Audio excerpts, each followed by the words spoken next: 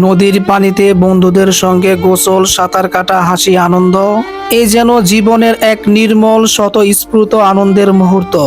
কিন্তু কখনো কখনো সেই আনন্দঘন পরিবেশ পরিণত হয় অপ্রত্যাশিত শোক আর চিরবিদায়ের দৃশ্য। মেহেরপুর মুজিবনগর উপজেলার রসিকপুর গ্রামে ঘটে এমনই এক হৃদয় বিদারক মর্মান্তিক ঘটনা। তানবীর ও কৌশিক বন্ধুদের সঙ্গে ভৈরব নদের সুইচ গেটে গোসল করতে যায়। এরপর একসঙ্গে গোসল, সাঁতার কাটার আনন্দে তারা নেমে যায় পানিতে। পানিতে গোসল, সাঁতার, আনন্দ, উল্লাস সবই করছে তারা তাদের নিজেদের মতো করে। কিন্তু কে জানতো সেই আনন্দঘন মুহূর্তেই পরিণত হবে অপ্রত্যাশিত মৃত্যুতে। নদের প্রবল স্রোত আর গভীরতার ফাঁদে পড়ে তানবীর ও কৌশিক হারিয়ে যায় পানির তলদেশে। তাদের খুঁজে হাহাকার হয়ে ওঠে চারপাশ।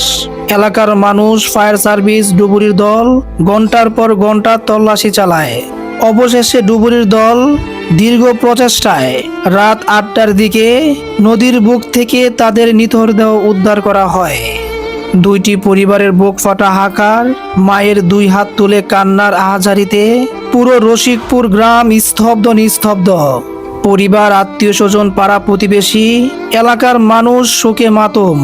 একসাথে দুইটি পরিবারের দুইটি প্রাণ, তাদের এই অপ্রত্যাশিত মৃত্যু কেউ যেন মেনে নিতে পারছে না। এক মুহূর্তের অসাবধানতা, একটি ভুল সিদ্ধান্ত কেড়ে নিল দুইটি তাজা প্রাণ। নিভে গেল তাদের জীবনের প্রদীপ, থেমে গেল হাসি, চিরতরে বন্ধ হয়ে গেল দুইটি স্বপ্নময় জীবন। এই শোক মর্মাহত পরিবারের প্রতি সান্ত্বনা দেওয়ার ভাষা নেই। তবে আল্লাহর কাছে দোয়া করি তানবীর ও কৌশিক দুই বন্ধুকে মহান আল্লাহ যেন জান্নাত নসিব করেন এবং শোক সন্তপ্ত পরিবার দুইটিকে এই অপূরণীয় কষ্ট সহ্য করার তৌফিক দান করেন।